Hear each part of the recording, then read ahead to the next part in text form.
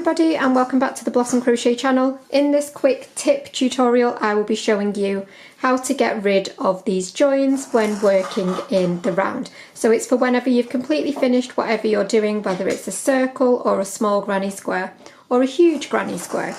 Whenever you get to the end where you would normally do a chain one and close off like I have done on this granny square, it will eliminate this little lump for you and you will get something that is completely seamless like on this granny square, and also when working in the round.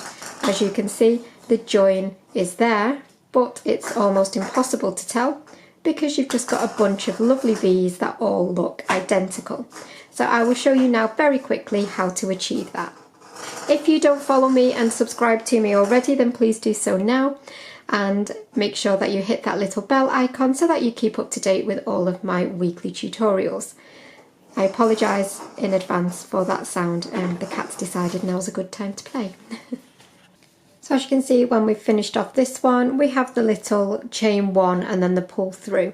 And that's absolutely okay because that's obviously what most people do and it's absolutely fine. And then once you've weaved in those ends, it does become less noticeable. However, if you want that perfectly hidden, invisible join, then this is what you're going to do.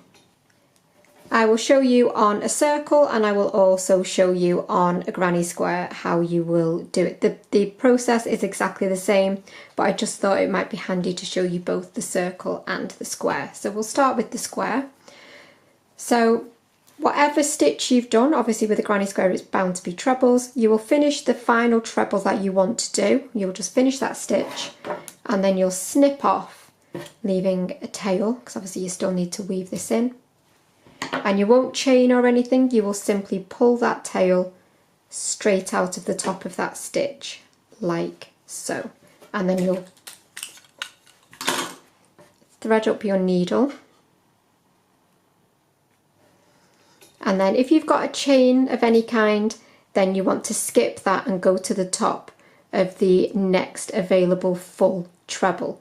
So as I say, if you've got any type of chain that you've started your round with, ignore it completely and go through the top of that very first treble along.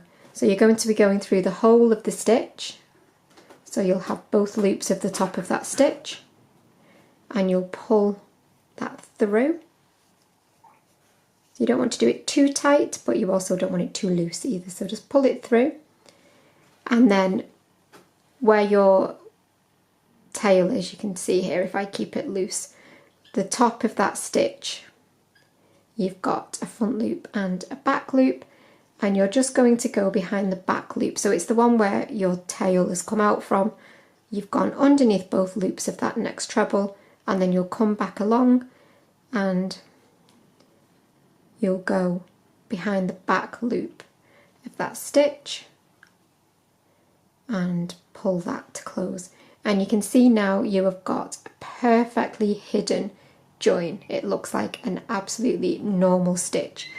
And then at this point, sorry, excuse the cat, you will just weave in your tail exactly like you normally would.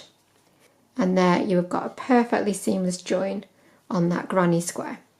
So I will show you that again now with the circle. Sorry, the cat's decided that now would be a really good time to play with the wire coming out from my camera. So again, you will finish whatever stitch you've done. So I'm finishing with that treble again. Snip off, leaving a tail, and pull straight out. And then if you've got a standing stitch, then you will just go through the whole of the top of that standing stitch. However, again, if you've got a chain like I've got here, you will skip the chain and you will go in through the top of the whole of that next treble. Like I say, if you've got standing stitch, you'll go through that. But if you've got a chain, you want to skip and go to the top of the next available stitch. Go under both loops of that next stitch and pull. And then again, where we've just come up from, you're going to go behind the back loop of that stitch.